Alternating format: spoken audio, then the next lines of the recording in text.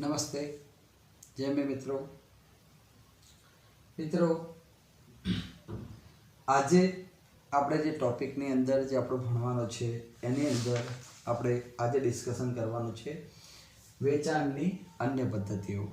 જે આપણે વસ્તુઓનું વેચાણ કરીએ છીએ એ વસ્તુઓની વેચાણની અન્ય પદ્ધતિઓ મતલબ જે મોટાભાગની જે દુકાનો છે એના વિશેનો આપણે અભ્યાસ કરી ચૂક્યા। હવે આજે આપણે વેચાણની અન્ય પદ્ધતિઓ વિશે અભ્યાસ કરવાનો છે કે વસ્તુઓનું વેચાણ અન્ય કઈ રીતે થાય, બીજી કેવી રીતે વસ્તુઓનું તમે વેચાણ ગ્રાહકને કરી શકો, બીજી અન્ય કેવી રીતે ગ્રાહકને વસ્તુ વેચી શકો, એને વેચાણની અન્ય પદ્ધતિઓ કહેવાય છે। કે વસ્તુઓ ડાયરેક્ટ પ્રત્યક્ષ જઈને વેચો, પરોક્ષ રીતે વેચો, જથ્થાબંધમાં વેચો, છૂટકમાં વેચો, એ બધું તો દેખ્યું।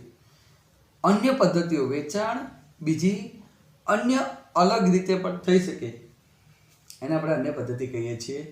અન્ય પદ્ધતિમાં આજે આપણે ભણવાનું છે જેની અંદર પહેલું આપણે ભણવાનું છે સ્વયં સંચાલિત વેચાણ યંત્રો। સ્વયં સંચાલિત વેચાણ યંત્રો એટલે આ એવા યંત્રો છે કે જેનું મેનેજમેન્ટ ઓટોમેટિકલી સ્વયં પોતાની રીતે જ એનું કામ આપોઆપ થતું હોય એને સ્વયં સંચાલિત વેચાણ યંત્ર કહે છે। એના વિશે આપણે લાસ્ટ લેક્ચરમાં બેઝિક નાની મોટી ડિસ્કશન થોડીક કરી હતી। આજે આખું ડિટેલમાં ભણવાનું છે સ્વયં સંચાલિત વેચાણ યંત્ર શું કહેવાય એના વિશે આપણે ભણવાનું છે। ત્યારબાદનો ટોપિક ભણવાનો છે આપણે ટેલિમાર્કેટિંગ। ટેલિમાર્કેટિંગ એટલે તમે દેખો કે ટેલિફોન દ્વારા તમને અલગ અલગ વસ્તુઓનું માર્કેટિંગ કરવામાં આવતું હોય। એની અંદર બે પ્રકારના ભાગ પડેલા છે, ટેલિફોનિક માર્કેટિંગ અને ટેલિવિઝન માર્કેટિંગ। કયા બે ભાગ પડેલા છે? ટેલિફોનિક માર્કેટિંગ અને ટેલિવિઝન માર્કેટિંગ। અને ત્રીજો પ્રકાર આવે છે એ છે ઇન્ટરનેટ માર્કેટિંગ। આ ત્રીજો અલગ પ્રકાર છે, સોરી અલગ પ્રકાર છે, સી પ્રકાર છે ઇન્ટરનેટ માર્કેટિંગ, એ આખો અલગ પ્રકાર છે। તો સ્વયં સંચાલિત વેચાણ યંત્ર પહેલો પ્રકાર, ટેલિમાર્કેટિંગ બીજો પ્રકાર અને ઇન્ટરનેટ માર્કેટિંગ એ ત્રીજો પ્રકાર। એમ આપણે ત્રણ પ્રકાર ભણવાના છે। આના બે ભાગ પડે છે, આ બે આ મુજબ છે, ત્યાર પછી આપણે આ ભણવાનું છે। આ પ્રમાણે આપણે આજના ટોપિકમાં આ 1, 2 અને 3 આ 3 પોઈન્ટ પહેલાં આપણે ડિસ્કસ કરી અને શું કહેવા માગે છે એના વિશે ભણવાનું છે। ટેલિમાર્કેટિંગમાં તમે અત્યારે દેખો કે કોઈ જગ્યા પર તમને આખો દાડ ઘણી વખત ફોન આવતા હોય કે ક્લબ ઓક્સિજનમાંથી અમે બોલીએ છીએ, તમે ઇન્ક્વાયરી કરી હતી, તમને આવું નીડેડ છે, આ XYZ।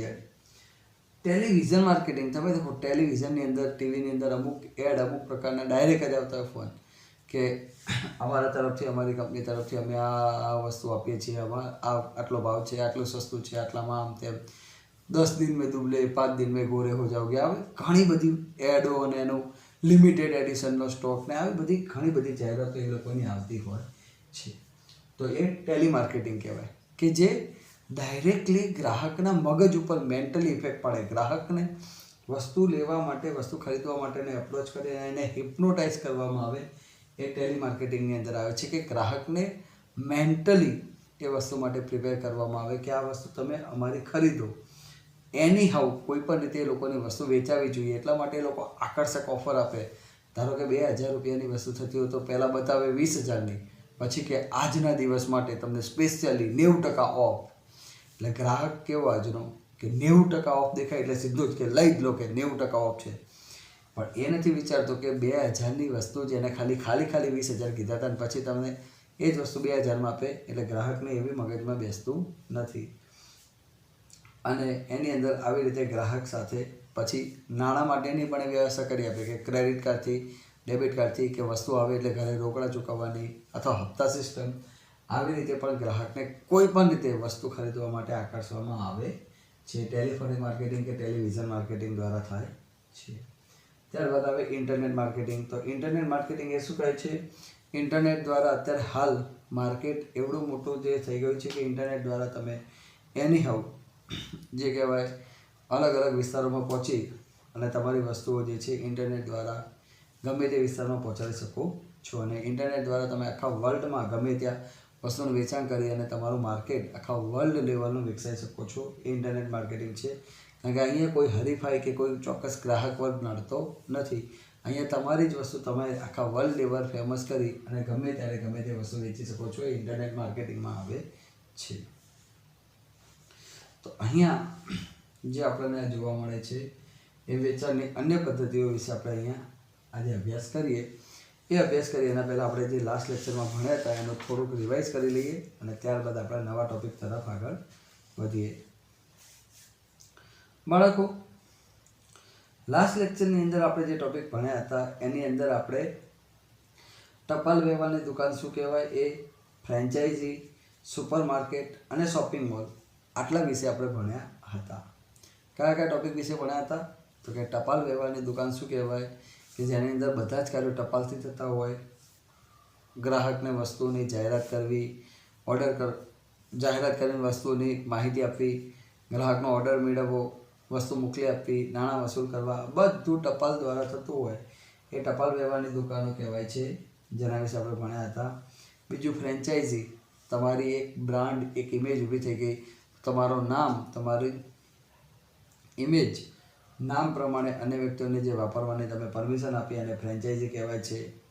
આ ફ્રેન્ચાઇઝી તમે આપો છો એટલે એની અંદર સામેવાળો વ્યક્તિ તમારી જ વસ્તુઓનું તમારું નામ વાપરે અથવા તમારી પ્રોડક્ટ ઉત્પાદન કરતો હોય તે ઉત્પાદન કરી ગ્રાહકને આપે અને એ તમારા નામના કારણે એની વસ્તુ આપોઆપ વેચવા માંડે, એ ફ્રેન્ચાઇઝી કહેવાય. પછી સુપરમાર્કેટ. તો સુપરમાર્કેટ આપણે દેખી ગયા હતા કે આ એક વિશાળ સ્વરૂપ છે, એ ધંધાનું એક ખાસું એવું મોટું સ્વરૂપ છે કે જે ખાતાવાળી દુકાન અને સંકળાયેલી દુકાન આ બંને કરતાં મોટું સ્વરૂપ એટલે સુપરમાર્કેટ કહેવાય છે કે અહીંયા ગ્રાહકને વ્યાજબી ભાવે બધી વસ્તુઓ અને હોલસેલમાં મળી રહે છે એટલે ગ્રાહક સરળતાથી ખરીદી શકે. ઇન ધ સેન્સ કે બીજા અન્ય નાના નાના વેપારીઓ પણ સુપરમાર્કેટમાંથી વસ્તુ ખરીદી અને પોતાનું જીવન ચલાવતા હોય. અને શોપિંગ મોલ એટલે ખાતાવાળી દુકાનો જે છે અને આ બધાની અંદર સ્વરૂપ બદલાઈને લેટેસ્ટ જે સ્વરૂપ આવ્યું શોપિંગ મોલ કહેવાય. એકદમ સૌથી મોટું ધંધાનું સ્વરૂપ અને બાંધકામની દ્રષ્ટિએ ખૂબ જ મોટું વિશાળ બાંધકામ હોય છે અને બાંધકામની દ્રષ્ટિએ ખૂબ મોટું કામ હોય છે. અહીંયા ઘણી બધી નાની મોટી અનેક દુકાનના માલિક જે અહીંયા પોતાની દુકાનો નાખતા હોય અને ખૂબ વિશાળ સ્વરૂપ કહેવાય. અત્યારે હાલ બ્રાન્ડેડ જીવન જરૂરિયાતની બધી જ વસ્તુઓ મળી રહેતી હોય. ગ્રાહક એક જ વખત આવે એટલે બધી જ વસ્તુ મળી જાય. મનોરંજન, વાઈફાઈ, સિનેમાગૃહ બધું એક જગ્યા પર મળી જતું હોય છે. તો આ બધા ટૉપિકો આપણે લાસ્ટ ટાઈમ દેખ્યા હતા અને એ ટૉપિકો શું કહેવા માગે છે એનો આપણે ડિટેલમાં ચર્ચા પણ કરી હતી. આજના લેક્ચરની અંદર પહેલાં આપણે જે ટૉપિકો દેખ્યા હતા એનું એક વખત થોડુંક રિવિઝન કરી લઈએ અને રિવિઝન કર્યા બાદ આપણા ટૉપિક વિશે આપણે ચર્ચા કરવાની છે. રાઈટ? તો દેખો શરૂ કરીએ આપણે. પહેલું દેખીએ ટપાલ વ્યવહારની દુકાન. તો મિત્રો, ટપાલ વ્યવહારની દુકાન એટલે શું કહેવાય? મેં હાલ જ જસ્ટ તમને એક્સપ્લેન કર્યું કે આ એવા પ્રકારની દુકાન છે કે જેની અંદર ગ્રાહકને અનુસૂચિ એટલે કે સૂચિપત્રો એટલે કે જાહેરાત બધી ટપાલ દ્વારા જ કરવામાં આવે છે. અલગ અલગ જાહેરાત જે પ્લેમ્પલેટો બધું વેચવામાં આવે ટપાલ દ્વારા વેચવામાં આવે છે. પછી ગ્રાહક ટપાલ દ્વારા આપણને ઓર્ડર આપે છે એટલે આપણે જે જાહેરાત કરી અનુસૂચિ પત્રો મૂક્યા બધા ટપાલ દ્વારા મૂક્યા, ગ્રાહકે આપણને જે ઓર્ડર આપ્યો એ ટપાલ દ્વારા આપ્યો અને જે પણ માલ આપણે મોકલીએ ટપાલ ખાતા દ્વારા માલ મોકલીએ છીએ, માલ જેના તે ગયો સામે ગ્રાહક પાસેથી જે નાણાં આવે એ પણ ટપાલી જેવી વસ્તુ અપાઈ ગઈ વખતે જેના પાસેથી વસૂલ કરીને લેતો આવે છે. એટલે આ એવી દુકાન કહેવાય કે જેની અંદર તમે બધા જ કાર્યો ટપાલ દ્વારા કરો છો. અહીંયા તમે ઘરે બેઠા બેઠા અલગ અલગ પ્રકારના ગ્રાહક વર્ગને તમે પહોંચી વળો છો અને વસ્તુ માલ પહોંચાડી શકો છો. અને અહીંયા મોટાભાગે વજનમાં હલકી હોય, ટકાઉ વસ્તુ હોય, કિંમતી વસ્તુ હોય એ વસ્તુનો વેચાણનો વેપાર થતો હોય છે. તો દેખો શું કહે છે? ગ્રાહકને તેમના સરનામે સૂચિપત્રો દ્વારા ટપાલ દ્વારા સૂચિપત્રો મોકલી અને તેમની પાસેથી ઓર્ડર મેળવવામાં આવે છે. એટલે કે ગ્રાહકના સરનામે જ્યાં જ્યાં ગ્રાહક રહેતો હોય ત્યાં અલગ અલગ વિસ્તારોમાં સૂચિપત્રો એટલે કે ટપાલ દ્વારા તમે જાહેરાતના પત્રો અલગ અલગ વિસ્તારોમાં મોકલો છો. અલગ અલગ વિસ્તારોમાં તમે સૂચિપત્રો અલગ અલગ જાહેરાતના જે પત્રો તમે મોકલો છો એટલે આ પત્રો ગ્રાહકને મળે છે. એટલે એનાથી ગ્રાહકને જુદા જુદા વિસ્તારોમાં જે પત્રો મળે છે એટલે એના તરફથી જ્યારે પત્રો મળે એટલે ગ્રાહકને એના પરથી ઓર્ડર મળે છે. તમે અલગ અલગ જાહેરાત કરી એટલે ત્યાંથી ગ્રાહક પાસેથી ઓર્ડર આવે છે. તો જે ઓર્ડર મળે એ પણ ટપાલ દ્વારા આવે છે. ત્યારબાદ તમે વસ્તુની સોંપણી કરો છો. ગ્રાહકને જ્યાં જ્યાંથી ઓર્ડર આવે, ઇન્ક્વાયરી આવી ત્યાં તમે વસ્તુ પહોંચાડો છો. એ વસ્તુની સોંપણી પણ ટપાલ મારફતે થાય છે. વસ્તુની સોંપણી શેના મારફતે થાય છે? ટપાલ મારફતે કરવામાં આવે છે. એટલે ટપાલ ખાતા દ્વારા તમે વસ્તુઓ મોકલી આપો છો અને વસ્તુના નાણાંની વસૂલાત નાણાં કે વસ્તુની સોંપણી વખતે ટપાલી દ્વારા કરવામાં આવે. તમે વસ્તુ જેવી મોકલાય ટપાલ દ્વારા અને ટપાલી જ્યારે એના ઘરે આપવા જાય તો ટપાલી વસ્તુ આપે છે અને સાથે સાથે નાણાં પણ એ ટપાલી દ્વારા જ વસૂલ કરી લેવામાં આવે. એટલે તમારા માથે કોઈ નાણાંનું જોખમ જ ના રહે. વસ્તુ આપી એક હાથથી દે એક હાથથી લે. વસ્તુ આપીને સામે નાણાં ટપાલી દ્વારા જ લઈ લેવામાં આવે એટલે તમારી ક્યાંય ઉધારીનું જોખમ રહે નહીં. એટલે ટપાલી દ્વારા જ વસૂલ કરી લેવામાં આવે છે. એટલે આવી જે દુકાનો છે એને ટપાલ વ્યવહારની દુકાન કહેવાય કે જેમાં બધા જ કાર્યો ટપાલ ખાતા દ્વારા થાય છે. એને ટપાલ વ્યવહારની દુકાન કહે છે. દેશના દૂર દૂરના પ્રદેશમાં રહેતા દરેક વર્ગના ગ્રાહકને ઘરે બેઠા માલ પહોંચાડવામાં આવે છે. આ એવી દુકાન છે કે તમને જ્યાંથી પણ ઓર્ડર આવે ત્યાં તમે વસ્તુઓ એને ઘરે બેઠા પહોંચાડી શકો. એના સરનામે વસ્તુ લખીને મોકલી દેવાની એટલે એના ઘરે બેઠા વસ્તુ પહોંચાડવામાં આવે છે, માલ પહોંચાડવામાં આવે છે. એટલે તમે દુનિયાના કોઈ પણ જગ્યા પરથી તમને દેશના કોઈ પણ ખૂણામાંથી ઓર્ડર આવે તો તમે વસ્તુ પૂરી પાડી શકો છો. આવી દુકાનો મહદઅંશે વજનમાં હલકી વસ્તુઓ જે તમે ફટફટ કુરિયર કરીને મોકલી શકો એવી કિંમતી વસ્તુઓ, ટકાઉ વસ્તુઓનું વેચાણ કરે. કારણ કે ટકાઉ એટલા માટે જોઈએ કે વસ્તુ બગડી જાય એવી હોય તો ખરાબ થઈ જાય તો ના ચાલે. કિંમતી વસ્તુ હોય, ટકાઉ વસ્તુ હોય, વજનમાં હલકી વસ્તુ હોય એવી વસ્તુ અલગ અલગ વિસ્તારોમાં પૂરી પાડી શકે છે. તો કિંમતી વસ્તુ, હલકી વસ્તુ, ટકાઉ વસ્તુ આનું અલગ અલગ વિસ્તારોમાં વેચાણ થાય છે. આવી દુકાનો ઓર્ડર મેળવવાથી વર્દી એટલે ઓર્ડર મેળવવો ત્યારથી નાણાંનું વસૂલાત કરવું ત્યાં સુધીના બધા જ કાર્યો ટપાલ દ્વારા કરે છે. એટલે ઓર્ડર મેળવવો ત્યાંથી માંડી અને વસ્તુ પૂરી પાડીને નાણાં લેવા ત્યાં સુધીના બધા જ કાર્યો ટપાલ ખાતા દ્વારા કરે છે. વર્દી એટલે કે ઓર્ડર મેળવવાથી નાણાં વસૂલ થાય, નાણાં ગ્રાહક પાસેથી વસૂલ થાય ત્યાં સુધીના જે કાર્યો આવ્યા બધા જ ટપાલ ખાતા દ્વારા થાય છે. બધું ટપાલ ખાતા મારફતે થાય છે એટલા માટે એને ટપાલ વ્યવહારની દુકાન કહે છે. તો આ દુકાન એવી કહેવાય કે તમે જ્યાં જ્યાં જાહેરાત કરો, જેટલી વધારે જાહેરાત કરો, જેટલી વધારે જાહેરાતો ફેલાય એટલા અલગ અલગ વિસ્તારોમાંથી તમારી પાસે ઓર્ડર આવે અને જેટલા વધારે ઓર્ડર આવે એ પ્રમાણે તમે ટપાલ ખાતા દ્વારા વસ્તુ મોકલો એટલે પૈસા પણ ટપાલી વસ્તુ આપવા જાય ભેગો જ લેતો આવે. એટલે આ એવી દુકાન કહેવાય કે જેમાં ઓર્ડર મેળવ્યો ત્યારથી નાણાં વસૂલ થયા ત્યાં સુધીના બધા જ કાર્યો ટપાલ ખાતા દ્વારા થાય છે. એટલે એને ટપાલ વ્યવહારની દુકાન કહે છે. બધા જ કાર્યો ટપાલ દ્વારા થાય. ત્યારબાદ આપણે ટોપિક દેખ્યો હતો ફ્રેન્ચાઇઝી. તો બાળકો ફ્રેન્ચાઇઝી શું કહેવા માગે છે?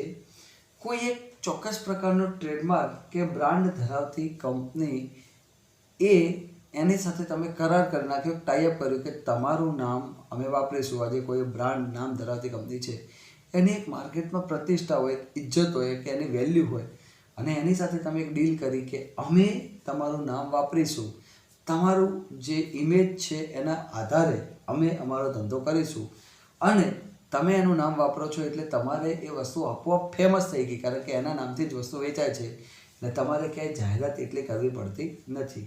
હા, તમે એનું નામ કંઈ મફતમાં વાપરવા દેશે ને તમે નામ વાપરો છો કંઈ મફતમાં નહીં વાપરવા દે તો તમે એક ડીલ નક્કી કરો કે અમે તમારું નામ વાપરીએ છીએ, એના બદલામાં અમે તમને આટલા રૂપિયા આપી દઈશું.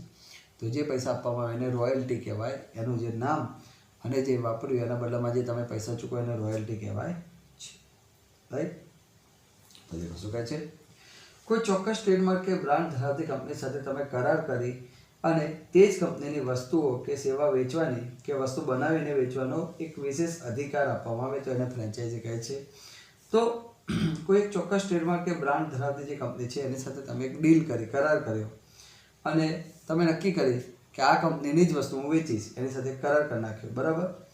તો એ વસ્તુ કે સેવા વેચવાનો કે બનાવીને વેચવાનો જે તમે અધિકાર એના પરથી લઈ લીધો કે આ વસ્તુ હું બનાવીને વેચીશ અથવા તો આ વસ્તુ હું જ વેચીશ એવો એક તમે એની પાસેથી અધિકાર લઈ લો તો આવા અધિકારને ફ્રેન્ચાઇઝી કહે છે. કોઈ ચોક્કસ બ્રાન્ડ ધરાવતી કંપની સાથે તમે એક કરાર કરી નાખ્યો તો એ કરારને આપણે ફ્રેન્ચાઇઝી કહીએ છીએ.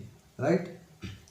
તો એવી કંપની સાથે જે તમે કોઈ કરાર કરી નાખેલો છે કે જે ચોક્કસ ટ્રેડમાર્ક કે બ્રાન્ડ ધરાવતી હોય કે એની જ વસ્તુ તમે બનાવીને વેચશો કે એની વસ્તુ તમે વેચશો તો આવો એક કરાર કર્યો એ કરારને આપણે ફ્રેન્ચાઇઝી કહીએ છીએ. આ પ્રકારની જે દુકાનો છે મોટા પાયા પર છૂટક વેચાણ કરે છે. ફ્રેન્ચાઇઝી છે એની અંદર તમે ખૂબ કોઈને ફ્રેન્ચાઇઝી લીધી તો તમે એ દુકાન પર તમે છૂટક વેચાણ કરો છો, એટલે મોટા પાયા પર છૂટક વેચાણ થાય છે. અને ધંધો કરવાની આ પદ્ધતિ છે, કારણ કે મોટા પાયા પર એટલા માટે થાય કે તમે એક વખત એનું નામ, એની ઇમેજ વાળો તમે ધંધો કરો એટલે ગ્રાહક એના નામથી આપોઆપ આવે, એટલે મોટા પાયા પર વેચાણ થાય છે અને ધંધો કરવાની પદ્ધતિ છે. વસ્તુની ગુણવત્તા, દુકાનની સજાવટ, આ બધું મૂળ કંપની જેવું હોય. વસ્તુની ક્વોલિટીમાં 19-20 નહીં ચલાવી લે, કારણ કે ક્વોલિટી બગડે તો કોનું નામ બગડે છે? મૂળ કંપનીનું.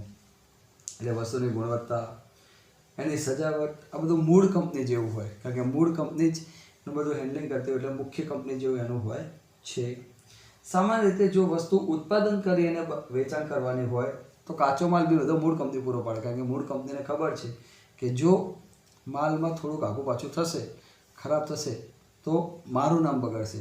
એટલે ઉત્પાદન કરીને વસ્તુ વેચવાની હોય તો કાચો માલ પણ બધો મૂળ કંપની પૂરો પાડે છે, એટલે જેથી એની ક્વોલિટીમાં કોઈ 19-20 ના થાય, ક્વોલિટીમાં કોઈ બગાડ ના આવે, એટલા માટે ઉત્પાદન કરીને વેચવાની હોય તો કાચો માલ પણ મૂળ કંપની પૂરો પાડે છે. આ અંગે સતત મૂળ કંપની નિરીક્ષણ પણ કરતી હોય કે આની અંદર બધું બરાબર ચાલે છે, પરફેક્ટ ચાલે છે, કોઈ એમાં તકલીફ નથી. આ બધું નિરીક્ષણ પણ મૂળ કંપની કરતી હોય છે.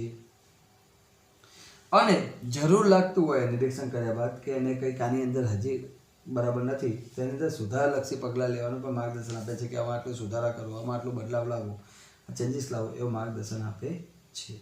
એટલે મૂળ કંપની પોતાનો ટ્રેડમાર્ક કે બ્રાન્ડનો ઉપયોગ કરવાની છૂટ આપે છે. તો આજે મૂળ કંપની એનો પોતાનો ટ્રેડમાર્ક કે બ્રાન્ડ નેમ કે એક નામ વાપરવાની છૂટ આપતી હોય તો આજે એને પણ એક બીક હોય કે મારું નામ હું બીજાને વાપરવા દઉં છું તો બીજું નામ બગાડવો ના જોઈએ. ધંધો વધે એ પોસાય, ધંધો ઘટવો જોઈએ નહીં. એટલે બીજાને એનું નામ વાપરવાની છૂટ આપે અને આટલી બનાવેલી ઇમેજ છે એ વાપરવાની છૂટ આપે તો એ મફતમાં ના આપે, એના બદલામાં નક્કી કરેલી રકમ એના પાસેથી અમુક વસૂલ કરે.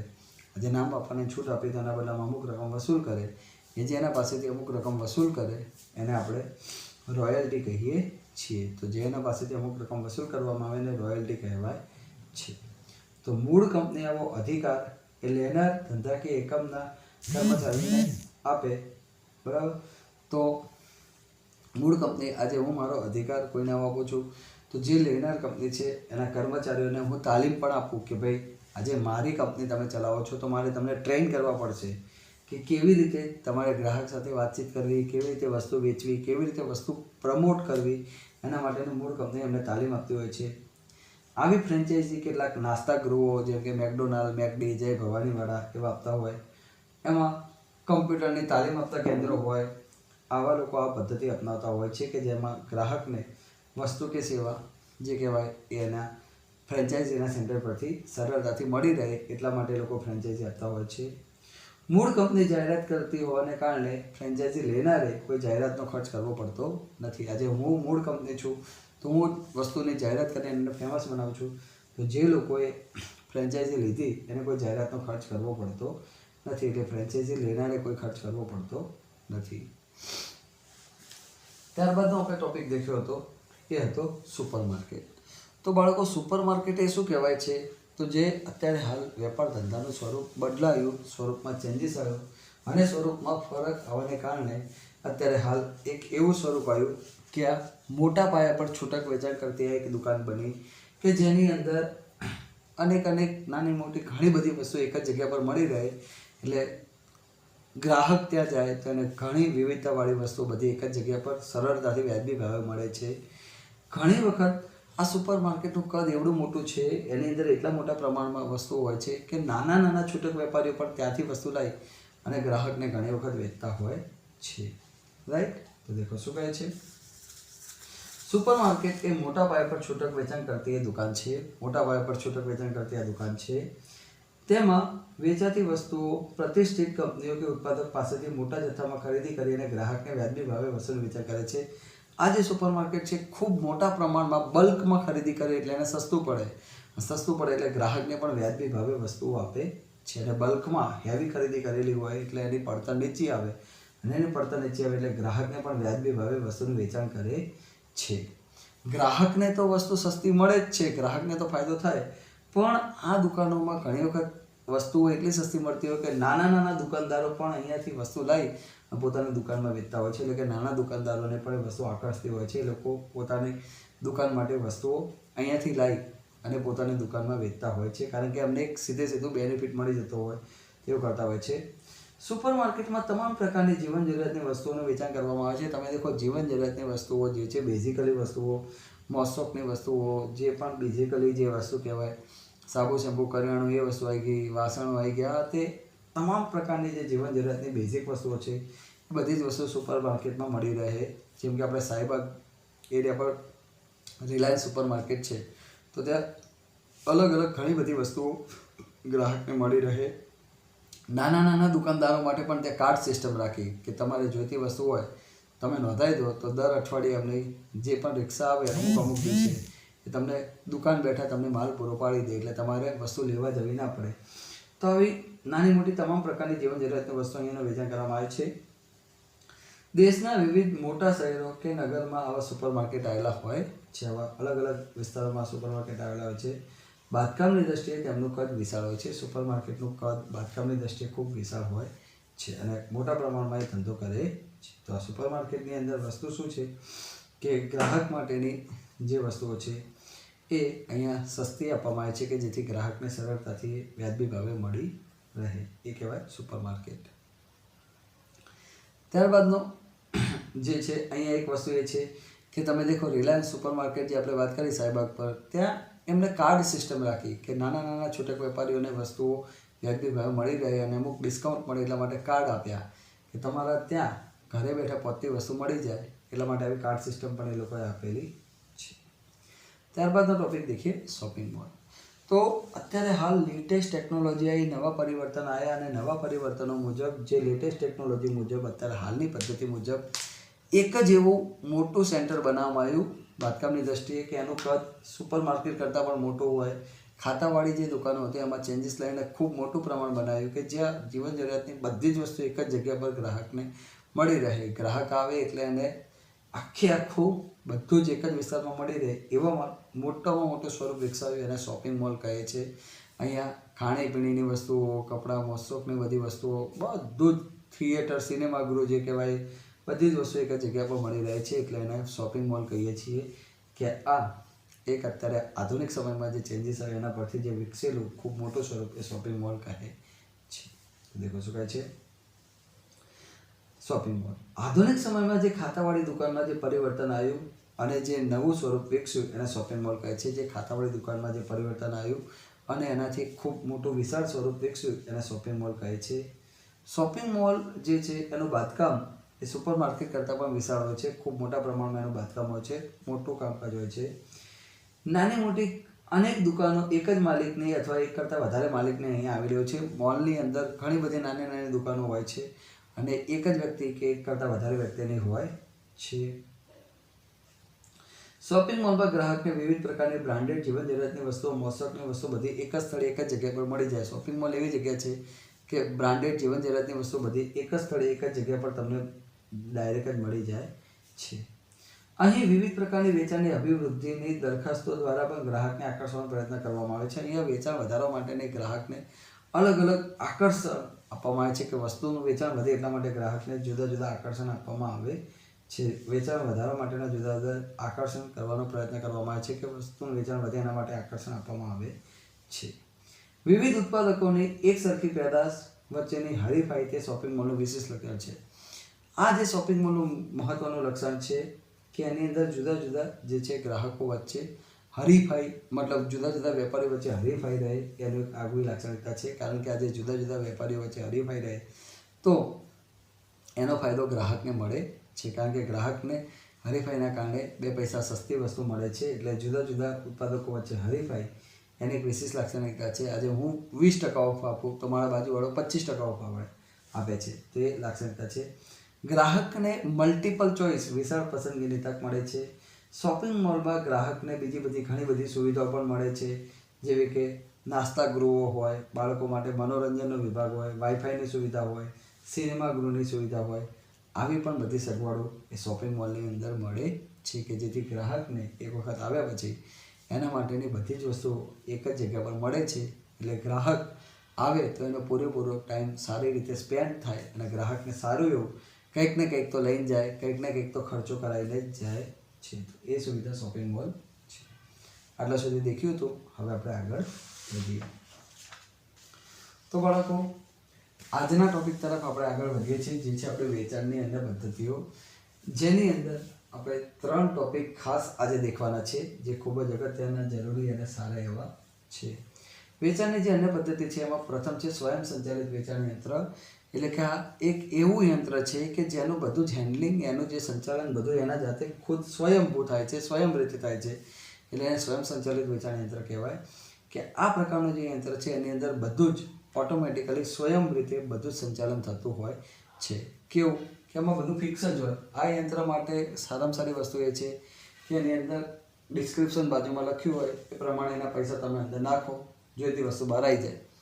એટલે કોઈ માણસો રાખવા નથી પડતા, માણસોનો ખર્ચો બચી જાય. બીજું 24/7 ચાલે, 24 કલાકને 7 દિવસ. કારણ કે તમે જ્યારે પણ ચાહો ત્યારે આ યંત્ર ઓલ ટાઈમ ચાલુ હોય અને એમાંથી ગ્રાહકને સતત સેવા મળી રહે છે.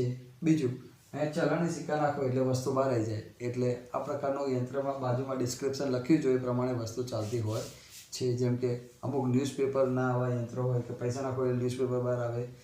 ઠંડા પીણાના હોય કે અમુક પૈસા નાખો એટલે સીધું ઠંડુ પીણું બહાર આવી જાય. એના સિવાય અમુક વિસ્તારોમાં આવા દૂધ માટેના એવા પણ આવા જે યંત્રો બનાવેલા છે કે જેની અંદરથી આવી રીતે ડાયરેક્ટ આ રીતે જે પૈસા નાખીને વસ્તુ આવતી હોય છે. તો આ પ્રકારના યંત્રો એવા જે છે કે એની અંદર ઓટોમેટિકલી પ્રોગ્રામ પહેલથી જ સેટ કરી અને ફિટ કરેલો હોય કે જે પ્રમાણે ગ્રાહક અંદર પૈસા નાખીને વસ્તુ આવી જતી હોય છે. એટલે આવા રેલવે સ્ટેશન છે કે અમુક વિસ્તારોમાં આવા બસ સ્ટેશન છે કે અમુક બીજા વિસ્તારોમાં આવા યંત્રો જોવા મળે છે કે જ્યાં ગ્રાહકને સરળતાથી પૈસા નાખવાથી વસ્તુ મળી જતી હોય છે. તો એવું પ્રકારનું યંત્ર છે. આ પ્રકારના યંત્રોમાં વસ્તુનું વેચાણ કરનારું આ યંત્ર એ સ્વયં સંચાલિત વેચાણ યંત્ર છે કે જેમાં વસ્તુનું વેચાણ સ્વયં સંચાલિત પોતાની રીતે આપોઆપ થાય છે, જેના દ્વારા વસ્તુનું છૂટક વેચાણ આપોઆપ થાય છે. સ્વયં સંચાલિત ઓટોમેટિકલી આ યંત્ર ચાલે છે અને એનાથી ગ્રાહકને વસ્તુનું છૂટકમાં વેચાણ થાય છે. આ યંત્રની અંદર પ્રોગ્રામિંગ ફિક્સ કરેલા છે. પ્રોગ્રામિંગ પ્રમાણે એનું ઓપરેટ થાય અને ઓપરેટ થાય પ્રમાણે ગ્રાહકને વસ્તુ આપોઆપ મળી જાય છે. દેખો, આ યંત્રની અંદર વસ્તુઓનો જથ્થો પહેલથી જ ગોઠવેલો હોય છે. કંઈ જાદુ તો છે નહીં કે પૈસા નાખીને વસ્તુ બહાર આવી જાય. એટલે એમાં જથ્થો ઓલરેડી પહેલથી જ ગોઠવવામાં આવેલો હોય છે. જેવા કે વર્તમાનપત્રો છે, ઠંડા પીણા છે, આઈસ્ક્રીમ છે, કોફી છે. આ બધી વસ્તુઓ ખરીદવા માટે આવા બધા યંત્રો જનરલી હોય છે કે જેની અંદર આ બધી વસ્તુ ખરીદવા માટે તમે એની અંદર ચલણી સિક્કો નાખો. જે ચલણી સિક્કો નાખો એટલે આ બધી વસ્તુઓ એનો એક જથ્થો નક્કી કરેલો હોય કે આટલા સિક્કામાં આટલી વસ્તુ આવશે. સિક્કો નાખો એટલે વસ્તુઓ બહાર આવે છે. દરેક વસ્તુ માટે કેટલા સિક્કા નાખવા એ યંત્રની અંદર બાજુમાં ડિસ્ક્રિપ્શનમાં જણાવેલું હોય છે કે દરેક વસ્તુ માટે કેટલા સિક્કા નાખવા, કઈ વસ્તુ માટે કેટલા સિક્કા નાખવા એ અહીંયા જણાવેલું હોય છે. અને એ જે જણાવ્યું છે એ મુજબ તમે યંત્રમાં સિક્કો નાખો એટલે જોઈતી વસ્તુ જે છે તમારી જે લખેલી વસ્તુ હોય એનો તમે સિક્કો નાખ્યો એટલે વસ્તુ આપોઆપ યંત્રમાંથી બહાર આવી જાય છે. એમાં એક કોઈન નાખવા માટેનો એક હોય અલગથી જગ્યા, એમાં તમે કોઈન નાખો એટલે જોઈતી વસ્તુ સરળતાથી બહાર આવી જાય છે. એટલે એક એવા પ્રકારની વ્યવસ્થા હોય છે કે જેમાં કોઈન નાખવાથી વસ્તુ બહાર આવી જાય છે. આ પ્રકારના યંત્રોની ખાસિયત એ છે કે જે 24/7 સેવા પૂરી પાડે છે. એટલે કે સતત 24 કલાક અને 7 દિવસ. 24/7 એટલે કે 24 કલાક અને 7 દિવસ આ યંત્રો તમને સેવા પૂરી પાડે છે કે જે સતત તમને સેવા પૂરી પાડે છે. સ્વયં સંચાલિત વેચાણ યંત્રોને કારણે સેલ્સમેનનો તમારો પગાર, એને તાલીમ આપવાનો ખર્ચ આ બધું ઘટી જાય છે. કારણ કે એના જાતે જ આપોઆપ ચાલે કરે છે. એટલે આ યંત્રોની અંદર આપોઆપ ચાલતો હોવાને કારણે તમારે સેલ્સમેનને પગાર આપવાનો ખર્ચો બચી જાય, તાલીમ આપવાનો ખર્ચો બચી જાય. કારણ કે માણસ જ રાખવાની જરૂર પડતી નથી. આ યંત્રો આપોઆપ ચાલે છે એટલે તમારે માણસો રાખવાની જરૂર પડતી નથી. એટલે માણસો રાખવાનો, એને પગાર આપવો, એને તાલીમ આપવાનો બધો ખર્ચો જ દૂર થઈ જાય. કારણ કે આ યંત્ર ઓટોમેટિક ચાલે છે એટલે બધા ખર્ચાઓ તમારા બચી જાય છે. આવા યંત્રો ક્યાં જોવા મળે તો દેખો શું કહે છે, આ જે પ્રકારના સ્વયં સંચાલિત યંત્રો છે એ હાલમાં શોપિંગ મોલ, હવાઈ મથક, રેલવે સ્ટેશન જેવા સ્થળોએ જોવા મળે છે. આ પ્રકારના યંત્ર જે છે એની શોધ કોને કરી હતી તો કે ગ્રીક એન્જિનિયર અને ગણિત શાસ્ત્રી જે હતા, ગ્રીકના એક એન્જિનિયર હતા અને ગણિત શાસ્ત્રી હતા એલેક્ઝાન્ડરિયા હીરો. શું નામ હતું? એલેક્ઝાન્ડરિયા હીરો. એને આ યંત્રોની શોધ કરી હતી. સ્વયં સંચાલિત વેચાણ યંત્રની શોધ કોને કરી હતી? તો ગ્રીકના એન્જિનિયર અને ગણિત શાસ્ત્રી હતા એલેક્ઝાન્ડરિયા હીરો. એને આ યંત્રની શોધ કરી હતી. તો આ છે સ્વયં સંચાલિત વેચાણ યંત્ર જે આપણે ભણ્યા. ક્લિયર? તો આપણને અહીંયા સ્વયં સંચાલિત વેચાણ યંત્રો વિશે ખ્યાલ આવી ગયો કે જે ગ્રીકના એન્જિનિયર અને ગણિત શાસ્ત્રી હતા એવા એલેક્ઝાન્ડરિયા હીરો એમનું નામ હતું. એલેક્ઝાન્ડરિયા હીરો જેને આ સ્વયં સંચાલિત વેચાણ યંત્રની શોધ કરી હતી. યાદ રાખજો, 1 માર્ક્સ માટેનો મોસ્ટ આઈએમપી ક્વેશ્ચન છે કે સ્વયં સંચાલિત વેચાણ યંત્રની શોધ કોને કરી હતી? તો એનો જવાબ આવે છે કે ગ્રીકના એન્જિનિયર અને ગણિતશાસ્ત્રી એલેક્ઝાન્ડરિયા હીરોએ આ યંત્રની શોધ કરી હતી. 1 માર્ક્સ માટે ખૂબ જ આઈએમપી ક્વેશ્ચન છે, ખૂબ જ પૂછાય છે. ત્યારબાદ આપણે ટોપિક દેખીએ ટેલી માર્કેટિંગ. તો બાળકો ટેલી માર્કેટિંગ શું કહે છે કે ટેલિફોનિક વેથી જે માર્કેટિંગ કરવામાં આવે છે, ટેલિફોનિક અને ટેલિવિઝન વેથી જે માર્કેટિંગ કરવામાં આવે એને ટેલી માર્કેટિંગ કહે છે. અને આપણે 2 ભાગમાં વહેંચીએ છીએ. ટેલી માર્કેટિંગને 2 ભાગમાં વહેંચીએ છીએ, ટેલિફોનિક માર્કેટિંગ અને ટેલિવિઝન માર્કેટિંગ. ટેલિફોન દ્વારા જે માર્કેટિંગ થાય, તમારા ઉપર ઘણી વખત ફોન આવતા હોય કે તમારો આટલો વીમો છે લેવો છે, તમારે આટલું શેર બજારમાં ખાતું ખોલાવવું છે, તમારે આટલું આમાં રોકાણ કરવું છે, તમારે આ મેમ્બરશિપ લેવી છે, એના સતત તમારા પર ફોન આવતા હોય. તમે ઘણી વખત વિચારો કે મેં તો નંબર નહોતો આપ્યો તો ક્યાંથી ફોન આવ્યો? તો એવા જે ફોન આવતા હોય બધા ટેલિફોનિક માર્કેટિંગ કહેવાય છે. બીજું ટેલિવિઝન માર્કેટિંગ, ટીવી અંદર સતત એનું માર્કેટિંગ કરીને જાહેરાત બતાવવામાં આવે, ગ્રાહકને હિપ્નોટાઇઝ કરવામાં આવે, બધા ટેલિવિઝન માર્કેટિંગ કહેવાય છે. તો આવા ટેલિફોનિક અને ટેલિવિઝન માર્કેટિંગ એ ટેલી માર્કેટિંગના પ્રકાર છે. તો દેખો શું કહે છે? આ એવી પદ્ધતિ છે કે જેમાં સંભવિત ગ્રાહકને ટેલિફોન કે મોબાઈલ દ્વારા સંપર્ક કરી અને વસ્તુઓ કે સેવાની માહિતી આપવામાં આવે છે. ટેલિફોન કરી અને ગ્રાહકને વસ્તુ કે સેવા વિશે સમજાવવામાં આવે છે, ગ્રાહકને વસ્તુ એની માહિતી આપવામાં આવે છે. ત્યારબાદ જે ગ્રાહકો એમાં રસ ધરાવતા હોય હા પાડશે, જે નથી ધરાવતા મૂકી દેશે. તો જે રસ ધરાવે છે એની અંદર ફોન દ્વારા જ, ટેલિફોન કે મોબાઈલ દ્વારા જ એને મળવાનો સમય એની અનુકૂળતા મુજબ ગોતી અને એની સાથે મીટિંગ અને એક મુલાકાત લેવા માટે એ ફિક્સ કરી દેવામાં આવે છે અને એને માહિતી પૂરી પાડવામાં આવે છે. એટલે એની અનુકૂળતા પ્રમાણે એની સાથે ચોક્કસ સ્થળે મુલાકાત લઈ અને એની સાથે મીટિંગ ગોઠવવામાં આવે છે અને મીટિંગની અંદર તમારી પ્રોડક્ટ વિશેની એને માહિતી પૂરી પાડવામાં આવે છે. એટલે જે વ્યક્તિ રસ ધરાવતો હોય એની અંદર ટેલિફોન કે મોબાઈલ દ્વારા એની પાસે મીટિંગ કરવાનો સમય મેળવી અને એને ચોક્કસ પ્રકારની જે કે મુલાકાત પર માહિતી મેળવવામાં આવે છે. એની સાથે વેચાણ કરવાની આ પદ્ધતિ અને ટેલિફોનિક માર્કેટિંગ કહે છે. એટલે અહીંયા ટેલિફોનથી તમારી પાસે સમય લઈ અને તમારી પાસે આવી અને આખી વસ્તુઓ તમને સમજાવીને બાટલીમાં ઉતારવામાં આવે છે. એટલે એને ટેલિફોનિક માર્કેટિંગ કહે છે. આ પદ્ધતિની અંદર એ લોકો તમારા સમક્ષ આવે અને તમને બધી વસ્તુઓ ટેલિફોનથી પહેલાં કન્વિન્સ કરીને ટાઈમ લઈને પછી એને બધું સમજાય છે. તો આવી પદ્ધતિ મોટા ભાગે કોણ વાપરતા હોય તો કે લોનવાળા છે, તમારી લોન એપ્રૂવ થઈ ગઈને એમાં મેસેજ આપતા હોય, ધિરાણ કરવાવાળા જે લોકો પૈસાનું ધિરાણ કરતા હોય, વીમા કંપનીઓવાળા, ક્રેડિટ કાર્ડવાળા વગેરે લોકો આ પદ્ધતિ વાપરતા હોય છે. આ પદ્ધતિમાં એ લોકો ડાયરેક્ટ જ ગ્રાહકને વસ્તુ પૂરું પાડે છે. એટલે કોઈ મધ્યસ્થી હોવાના ના કારણે ગ્રાહકને ઘણી વખત સારામાં સારું ડિસ્કાઉન્ટથી પણ વસ્તુઓ વ્યાજબી ભાવે પૂરી પાડી શકતા હોય છે. અને અહીંયા ગ્રાહકને ઘરે બેઠા વસ્તુઓ કે સેવા પૂરી પાડતા હોય એટલા માટે ગ્રાહકનો સમય પણ બચાવે છે. આ સેવાઓથી ગ્રાહકનો સમય પણ બચાવે છે. એ કહેવાય ટેલિફોનિક માર્કેટિંગ. ત્યારબાદ આવે ટેલિવિઝન માર્કેટિંગ. તો આ પદ્ધતિની અંદર ટીવી દ્વારા ગ્રાહકને બધી વસ્તુઓના જીવંત નિદર્શન કરી અને વસ્તુ કે સેવાની માહિતી આપવામાં આવે છે. લાઈવ ડેમો બતાવવામાં આવે. અમુક બતાવે કે દેખો આ ડાઘ છે, નથી જતા, અમારું આવું લિક્વિડ છે, એમાં તમે નાખો, જો ડાઘ જતા રહ્યા. એમ એના લાઈવ ડેમો કરી અને જીવંત નિદર્શન કરી અને વસ્તુઓ કે સેવાની માહિતી ગ્રાહકને આપવામાં આવે છે. ગમે તે રીતે ગ્રાહકને સમજાવવામાં આવે છે.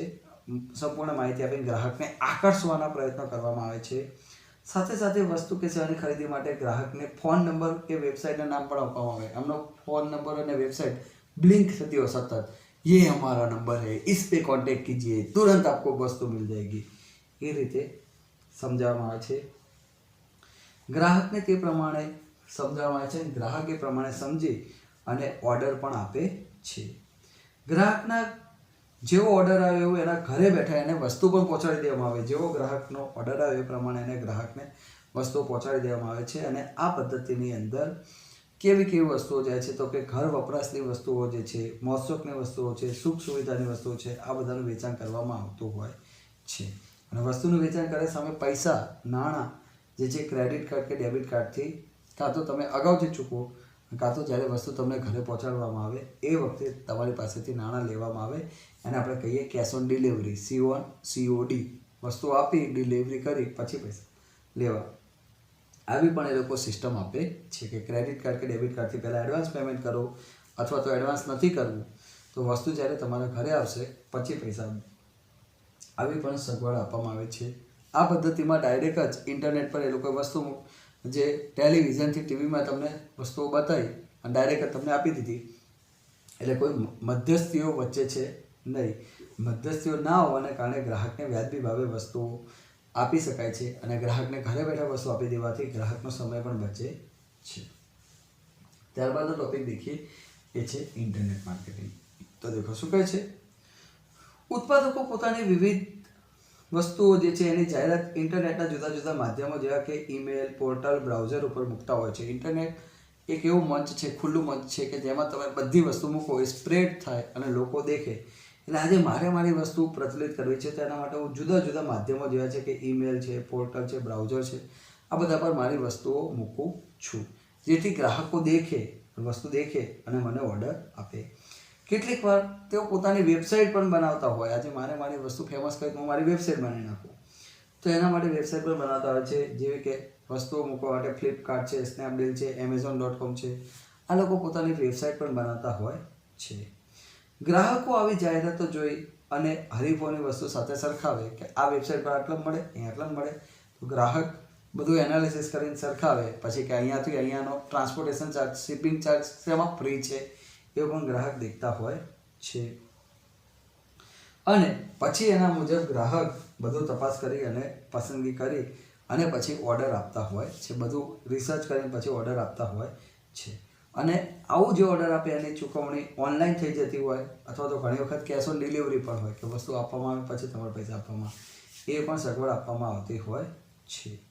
તો આ એક એવી સુવિધા છે કે જેની અંદર વર્તમાન સમયની અંદર ગ્રાહકને ઇન્ટરનેટના માધ્યમથી અત્યારે હાલ બધી જ વસ્તુ ઘરે બેઠા મળી જતું હોય. એટલે ઓનલાઈન એટલું બધું આગળ વધ્યું ગયું. તમે દેખો દૂધની થેલી તો બિગ બાસ્કેટ દ્વારા સીધું ઓનલાઈન જાય.